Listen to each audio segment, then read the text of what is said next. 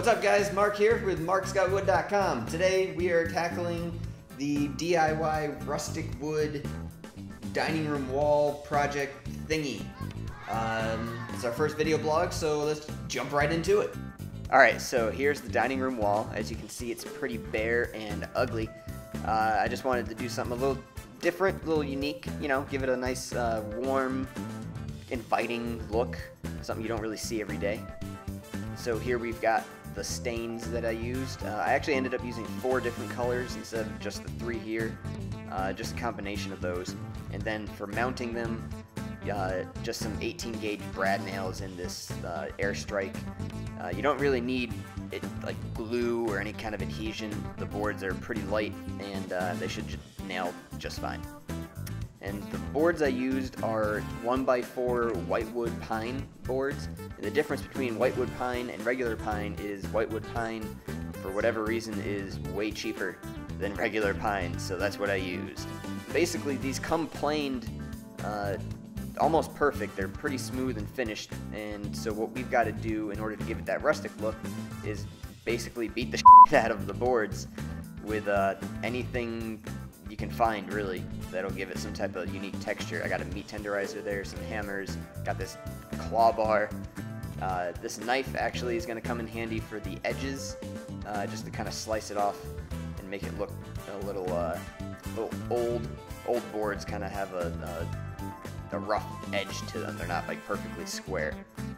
So as you can see from what I've got here, you're just kind of, like I said, beating the crap out of the boards and slicing off the edges there as best you can. There's no rhyme or reason, and you don't want to do the same exact thing to each board. You want them different and random. Random is the big factor in this project. You don't want anything to look similar or uniform at all. And so now that everything is all f***ed up, we're just going to give it a quick sand just to get rid of the rough edges.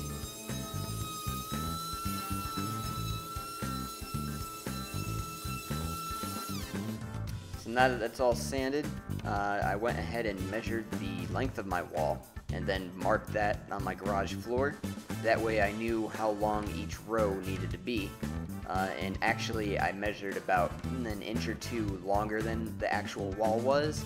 In my theory, it's better to have too much wood at the end of the row than too little, because you can always cut off the excess to make the boards fit flush up against the wall. So that's what I did. And as you can see here, this is the pretty much completed wall. I measured length and height, so I knew when to stop. You can see some of the boards are kind of popping up. That's because some of the boards from the store are kind of bowed. There's really no way around this. You just kind of want to keep in mind as you're cutting the board, if it's super bowed, just cut it up into smaller sections.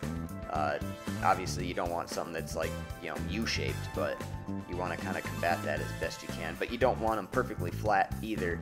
You want them to kind of look, you know, rough and haphazard. And so next what I'm going to do, because the left side of my wall opens up into a hallway and is exposed, I'm just going to give it a quick round over on my router. If your wall is an interior wall and it's not exposed on either end, you don't really have to do this. This is just something I did to kind of give it a finished look. The back part of the wood here is still flat, and that's going to butt up against the wall. And so here is the first part of the staining process completed. You just kind of want to be random at this point with the colors. This whole project's been pretty random, but basically don't get too many colors touching each other if you can help it. Once you get further down the wall, it gets kind of complicated, and in some places it's just inevitable. You're going to have 2 boards at some point touch each other that are the same color.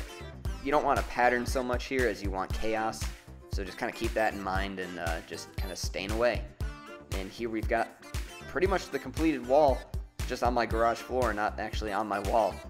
And I think it came out pretty f***ing cool. And now we get to nail everything into place. It's actually a pretty straightforward, easy process. Just try to make things as level as you can, and you don't want to butt everything up against each other too much. You want to, you know, put like a little fraction of a space in between each board just for expansion purposes and whatnot. Cutting around the outlet is a pain in the ass. I would highly recommend a box extender.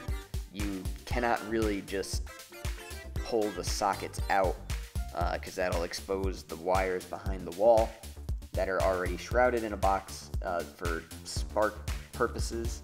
And you know, if it sparks around your planks, it's not going to be a good time, not a healthy way to live. So spend the $2 on a box extender. They screw right into the old box. It's a really easy process.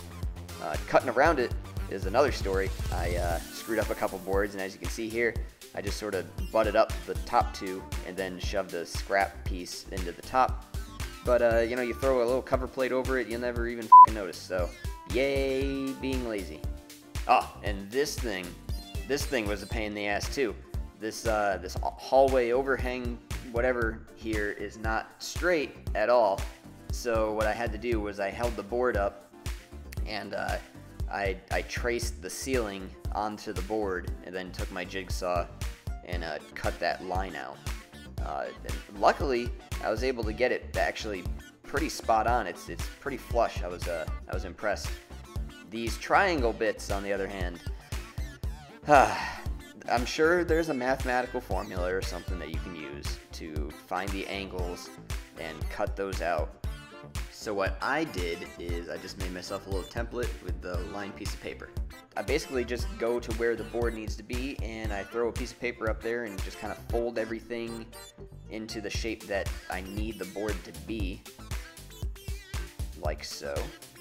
And then I take this template that I've got now and trace it onto the board, and I just jigsawed the line off.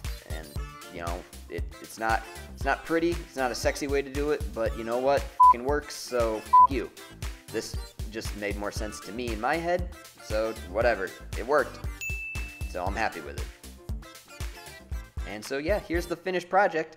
I'm pretty stoked with the way this came out. You know, I was a little nervous going into it, but I couldn't be happier with the way the wall is. Very warm and inviting, just exactly what I was going for. It matches my table perfectly, and yeah, I'm just super stoked about this. Like, just every aspect of this went the way I was hoping. So yeah, I love it.